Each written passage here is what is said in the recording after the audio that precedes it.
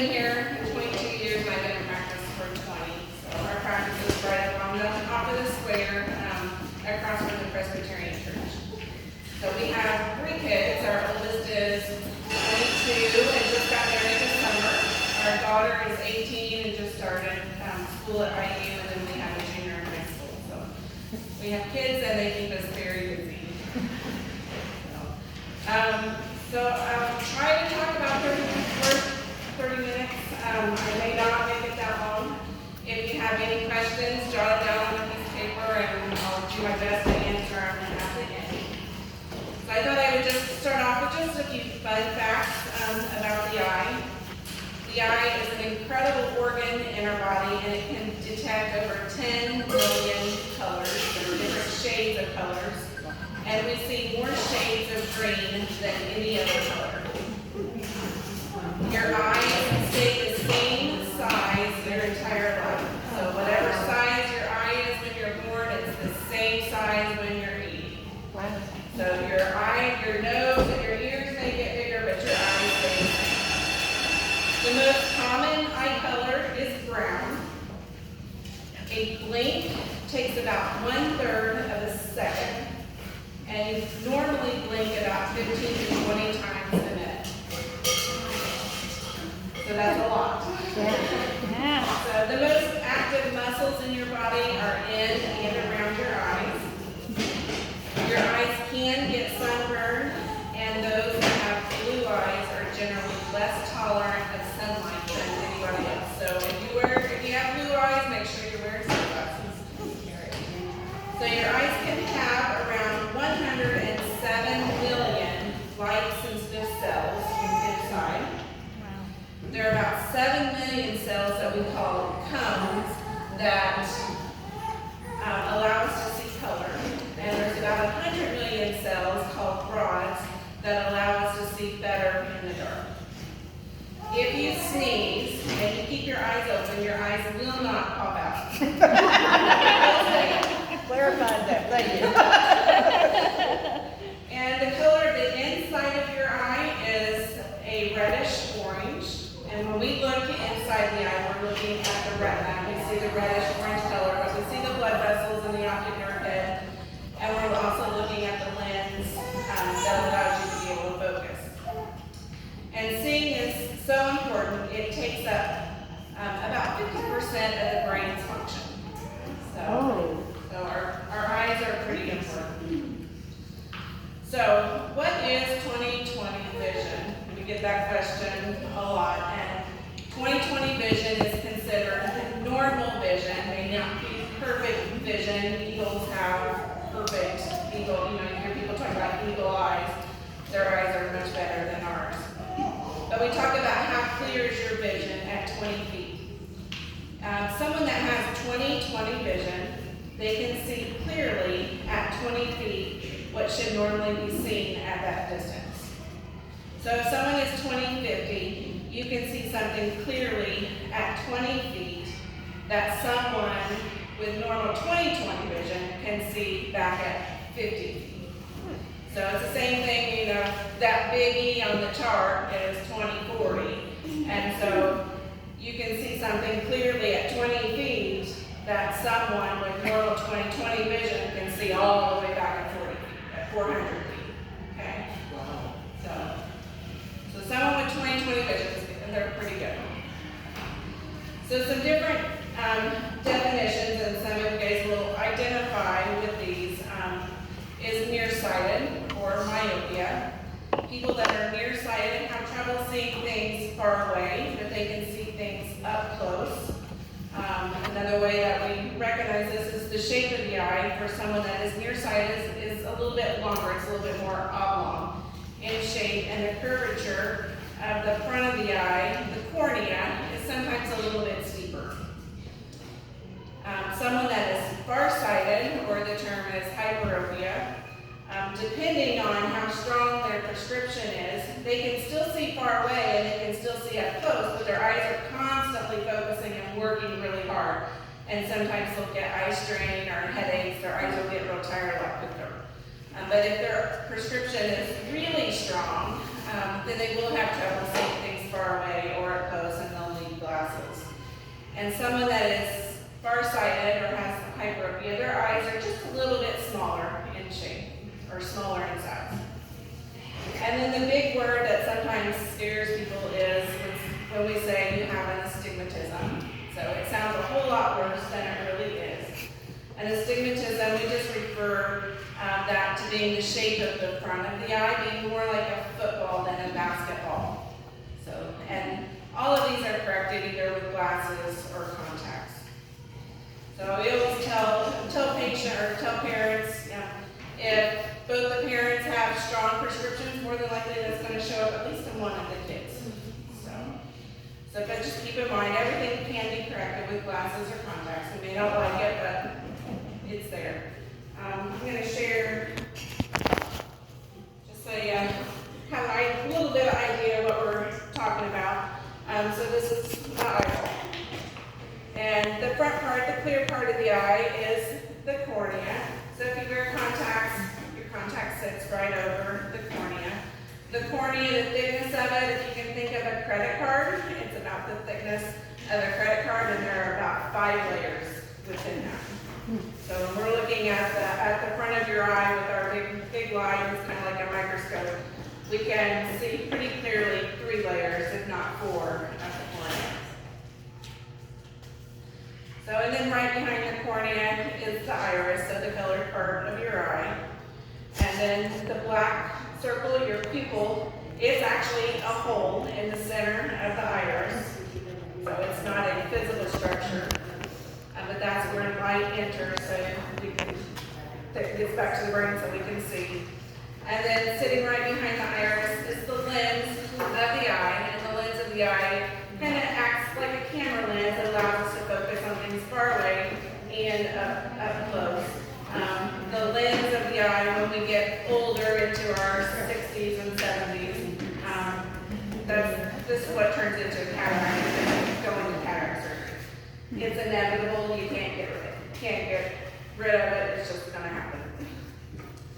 And then in the back part of the eye, it's a space, it's an open space, but there's a gel that sits back in the back of the eye and it's clear.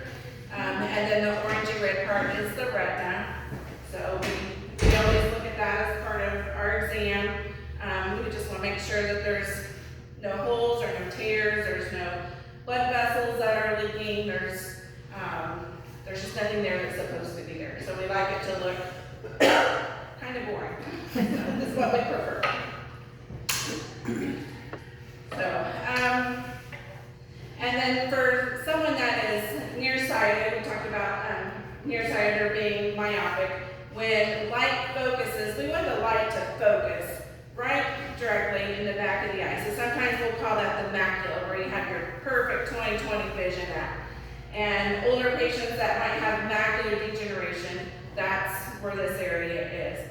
But someone that is nearsighted, because their eyes are a little bit longer, in terms of optics, and if you could just pretend, the light will actually come to a focus in front of the retina, or in front of the macula, and not on it, so that gives us a little bit blurry vision. And then when we correct it for glasses, it moves that focus right back to the macula, so everything's crystal clear.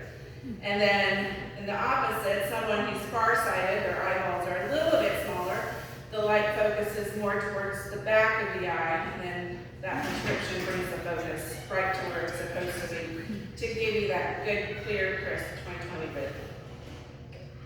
I know that's probably a little bit more, but keeping it to the focusing, I just wanted to explain it just a little bit.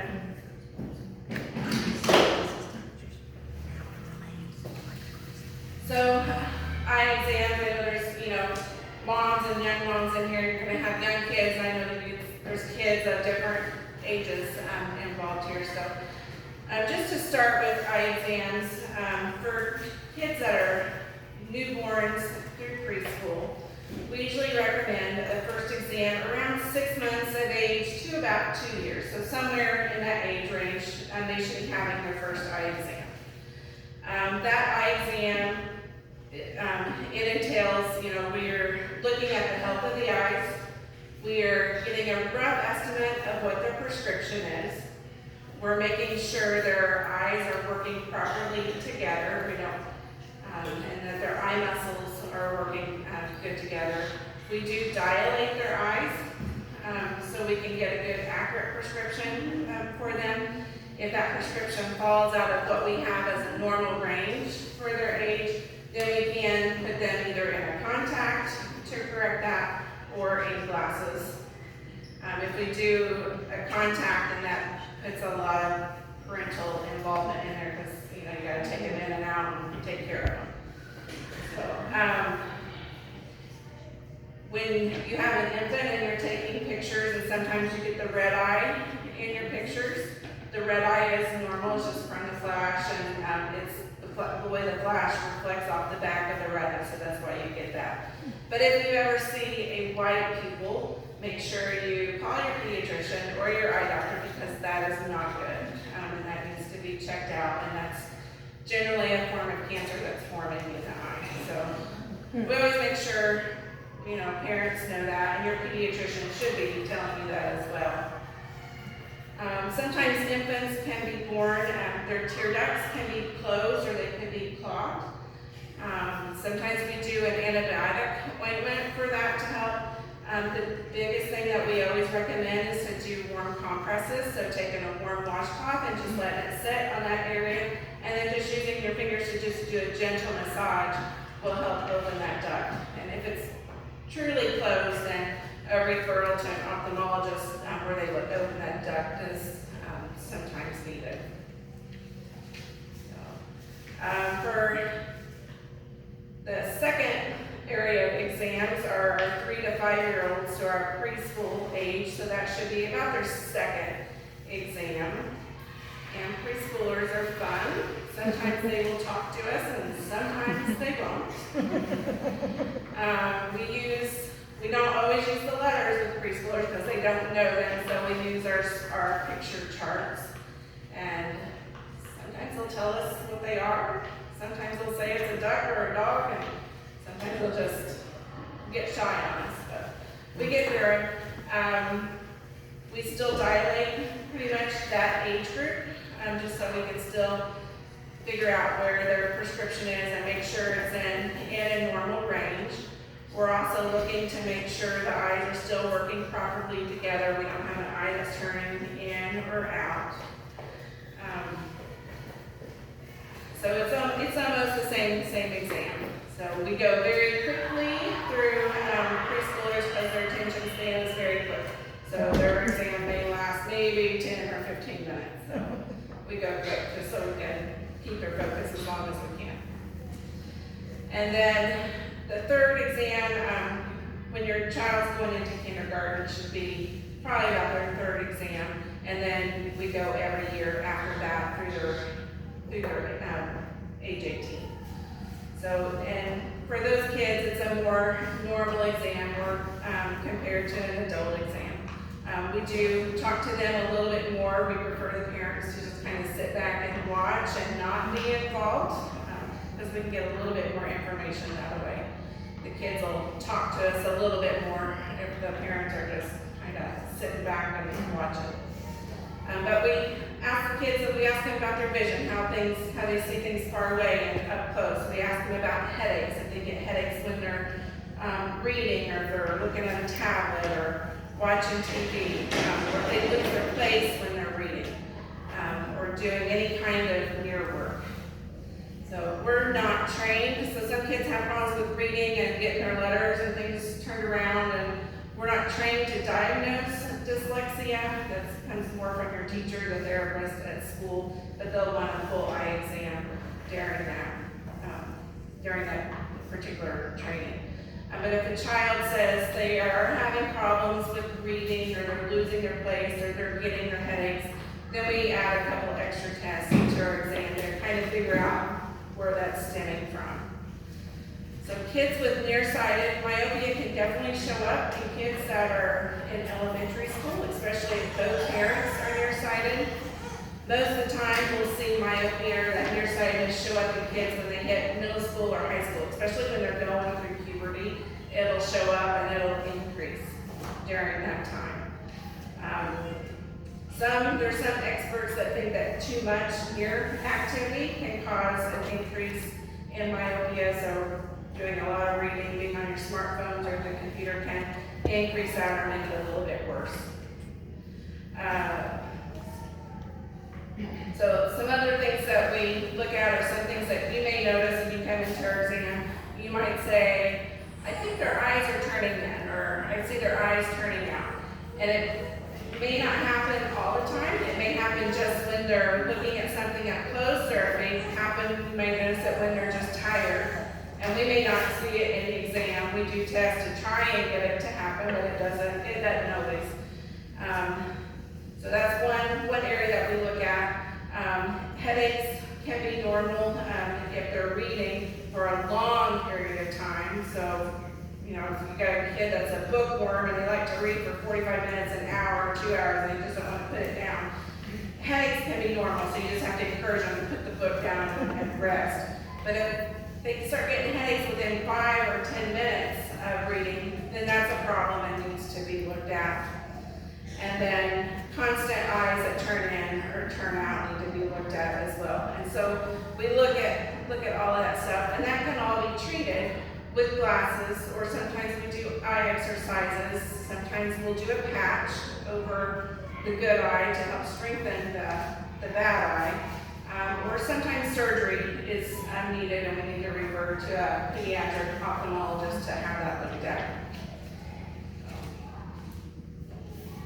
And sometimes kids that are nearsighted, and as adults we can figure this out too, but sometimes it's just easier for nearsighted to take our glasses off and read. It's a little bit more comfortable, and kids will find that as well. That it's easier, it's more comfortable to take my glasses off.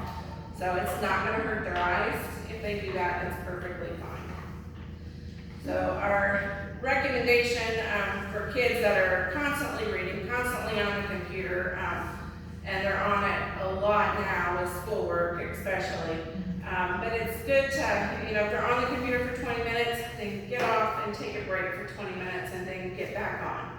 Even for adults, it's a kind of a good thought to put in your head.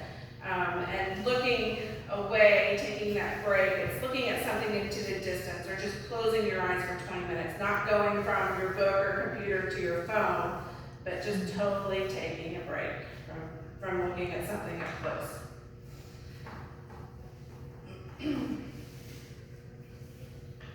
Going back to infants and the eyes turning in, I know sometimes we'll have babies that come in and they'll think their eyes are turning in. An infant's bridge on their nose is wider, so it makes the eyes look like they're turned in when really they're not. But as we get older, the bridge of the nose flattens, gets more narrow, and then the eyes appear like they're more in line better. So keep that in mind, but it's always, you know, something worth to have checked out if you do ever have that concern.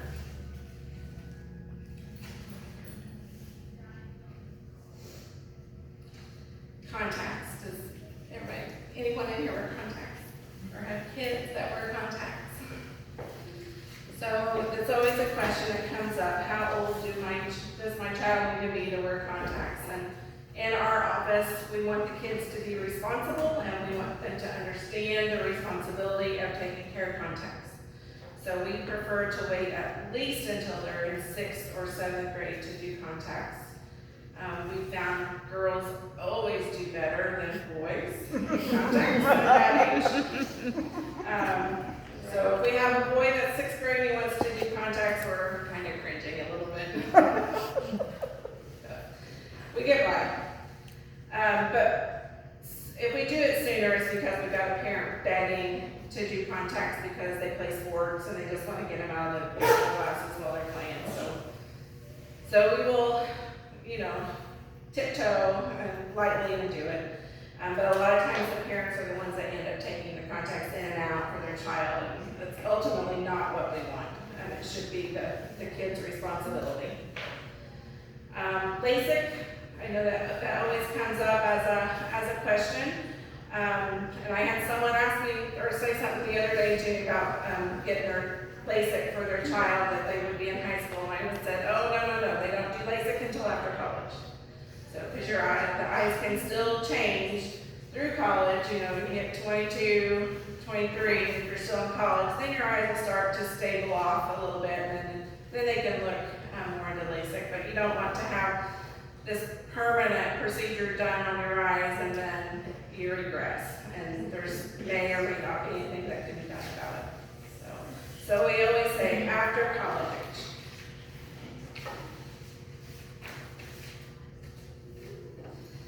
And then eye health. So just in general, taking care of the eyes. Pink eye is always the biggest, and we're getting into pink eye season here, I'm sure soon. Keep in mind, pink eye is almost always viral. And so if it's viral, there's not a medication that will take care of it. So we always recommend baby shampoo on a warm washcloth and just keeping the eyes clean 2 or 3 times throughout the day. With that washcloth, you gotta put it in the dirty clothes and then start with the clean one for the next round. But just keep in mind, it's viral. An antibiotic really isn't gonna do anything. It's just more psychological, really, is what it does. Pink eye can easily transfer over to the other eye. So if your child, they rub the one eye and then they go and rub the other eye, guess what? The other eye's got pink eye. Or if they rub this eye without washing their hands, they go touch a doorknob or the TV paddle, and someone else comes around, we got pink eye spreading. So it spreads very quickly. So we always tell them, if you got it down your eyes, do it with the tissue and throw it away, go wash your hands. So, but pink eye usually starts off in one eye. It can be that little bit of redness. They can have watery eyes. Their eyes can be a little itchy with it. So you just want to keep that in mind. It is highly contagious from one person to another. Eye allergies. We're getting ready to finish up the fall allergy season, and that's generally both eyes. The eyes will be red, they'll be watery, they'll be itchy. If you use like Claritin or Allegra or Zyrtec, and that takes care of your allergies overall, that's fine. But if you still have eye issues on top of that, then there's over-the-counter eye drops that you can get, and they work really well for that. Bumps on the eyes, so or on the eyelids. Sometimes patients come in and they've got a little red bump on their eyelid, or we call it a sty, is the more generic term. So if you notice something like that coming on, the best thing that you can do right away before you even call us is to do a warm compress. So you just take a warm washcloth, warm to the inside touch of your wrist, and just let it sit on your eye. And I always tell patients, do it for 10 minutes at a time and as often as you can throughout the day. So you can put that warm washcloth in like a plastic bag and it'll hold the heat a little bit longer, or you could do a sock and put dry rice in it, heat that in the microwave for 10 or 12 seconds, and just let it sit on the eye, and it'll help drain that out. It's basically just a tear gland around the eyelid that has gotten clogged, so we just want to get all that gunk loosened up so it'll drain out. If it's getting worse, or it's been 2 or 3 days and it's still not going anywhere, then we probably need an antibiotic like that. So you would just want to let someone know. And then contacts can cause all kinds of problems, so we always stress take care of your contacts. Don't sleep in your contacts. Make sure you clean them every night. Change your solution every night or every morning. But contacts can cause problems. People will overwear them, and they can become too tight. They'll cause pain, redness, burning, light sensitivity, and it's just not fun. And then we have to tell patients, you got to be out of those contacts for a week or 2. Contacts, people who overwear their contacts or don't take care of them or change them out as often as they're supposed to, they can actually get an ulcer on the front of the eye, and we don't like seeing those. Those are very painful. They cause light sensitivity and a lot of redness. So, and those are treated with very strong antibiotics. So, does anybody have any questions so far? Yes? What causes those floaters in your eyes? The floaters, yeah. So in the back of the eye, there's a gel inside the eye, and it's clear. And I always tell patients to think of it like Jell-O. So, and as Jell-O gets old in a bowl, it starts to get liquidy and it starts to pull away from the edge of the bowl. So that gel inside the eye kind of does the same thing as we get older. And when it's pulling away from the retina, it can cause sometimes flashes of light. People will get those. And if it pulls hard enough, it will pull some of the cells from the retina with it. And then those are the floaters that we see. Sometimes that gel also has strands that form in it, so you might see like a little line or squiggly line floating in your vision, so that's the strands of the gel. If you see flashes of light for a long period of time or a big floater that's brand new in your vision, you need to let your eye doctor know, because that is something that needs to be checked. But floaters can be normal. So if you have the same floater for 1 or 2 years and it's not changing, it's normal. Thank you. Yeah.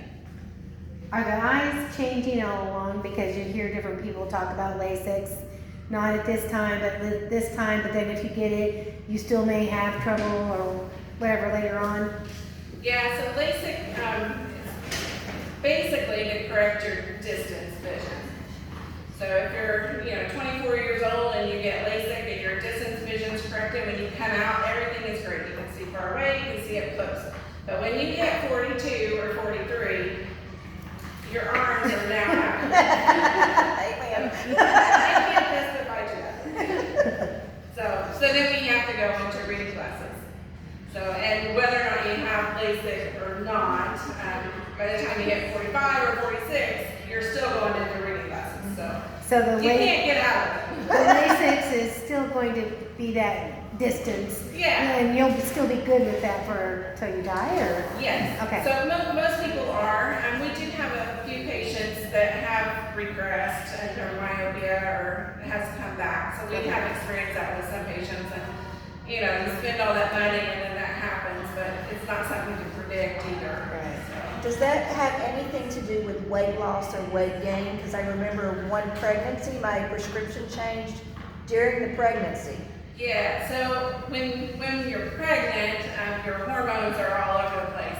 So that can cause your vision to change. And usually 6 to 9 months after the pregnancy, your hormones are starting to come back, or maybe even a few months if you're breastfeeding. Then your vision can go back to normal to what it was, or it may stay and you have a prescription change. Yeah. But it's common for that to happen while we're pregnant. I had another question on the clogged duct. How long do you wait before going in for a correction? Like if a baby was born that way, always has the teary eye? Yeah, so you're going in to see your pediatrician, on a regular basis every month, pretty much, or every month for 6 months. I don't remember. It's been too long. Yeah. So they're checking that too, and they should probably tell you the same thing. You want to do a warm compress, do a gentle massage, or they may send you to the eye doctor to have that done. So, I would say about a week. And if it's not getting any better, antibiotic may be needed. Okay, well, my granddaughter has had a clogged duct since birth, and they do go every month to the doctor. She's now a year, and they still haven't sent them in for treatment, like surgery. They're starting to say, well, we may have to do surgery. Yeah. But it's like a year, Yeah. And the doctor seems fine as far as treatment for everything, but I just thought that was a long time. Yeah. Well, as long as she's being treated Yeah. and looked at and being followed, that's what's important. So yeah, they'll refer her out when they feel it's Okay. There's no harm being done. Right. no. Okay. No. I'd like to share a fun fact about eyes. I don't know if you knew this, but they actually can be transplanted. My father, when he passed away, he was an organ donor, and we went to the ceremony, and I actually got to meet a woman who received an organ, and she could not see, and because hers was like something was wrong with it, and she lost her vision, and she had young children, and then we got to meet her after the transplant, and it changed her life forever. Awesome. Yeah, we have a few patients that have had corneal transplants, and they're becoming more common. They were just starting to become, really more available when we were going through optometry school, so we didn't have the opportunity to see some of those when we were going through school. But yeah, they're becoming more common now, and what they're able to do is amazing. Well, ladies, if you have any more questions, I think we have a few more minutes. Does anybody have any more questions for Dr. Cunningham? What about glaucoma and things like that? Glaucoma, yep. So glaucoma, we check that as part of the routine eye exam. So we check the eye pressure in the eye. So that's one part of the screening.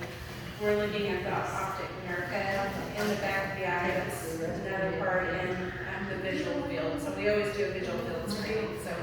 So those three things are always part of a normal eye exam. And if any one of those are abnormal, then we investigate a little bit further. Glaucoma, it can be hereditary.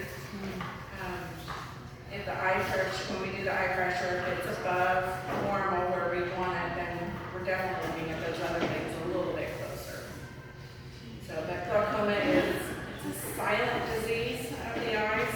So if the eye pressure is too high, it will slowly take away your peripheral vision, but it happens so slowly you don't know what's happening, and your eyes are adjusting kind of at the same time it's going on. So that's why doing your yearly eye exams or every other year eye exams, it's important to stay on top of that. And cataracts. She was talking about changing the lens. Is that what you're Yeah, changing? cataracts. Yeah, so cataracts generally show up in healthy patients in their mid-60s. We don't refer out for cataract surgery until the vision's between 2030 or 2040 with the best pair of glasses, because that's when insurance covers it. And yeah, they just go in and get a small cut on the cornea, and they take the lens out of the eye and they put a new one in, and it takes about 10 minutes. Oh my goodness. You're awake when they do it, and you're back home, probably there for a whole hour and a half. Wow. And then we see it Do they still wear glasses sometimes, even if they still have that done? after cataract surgery. It depends. Yeah, you're still gonna need reading glasses for sure after cataract surgery. Depending on how strong the prescription was going into it, you may come out and not need a prescription. Your prescription might be less than what it was. You can pay a lot of money and have it all corrected if you want. Insurance doesn't do that. Yeah, but it's a pretty simple. If you're gonna have surgery, it's one of the easier ones to do. So the worst of it is you gotta use drops for 30 days afterwards. Huh. I had 2 eye surgeries when I was a kid, before the age of 5. Do you know that way they hold those correct muscles and? So you probably had an eye that turned in or out, and they were probably cut the muscles to make them shorter to help the eye stay aligned.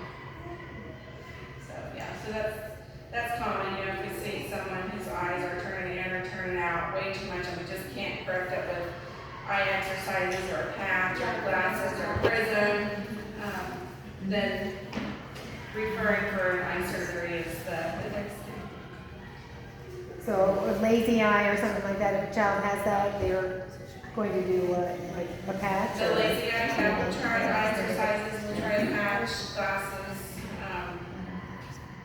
and surgery if it has to be.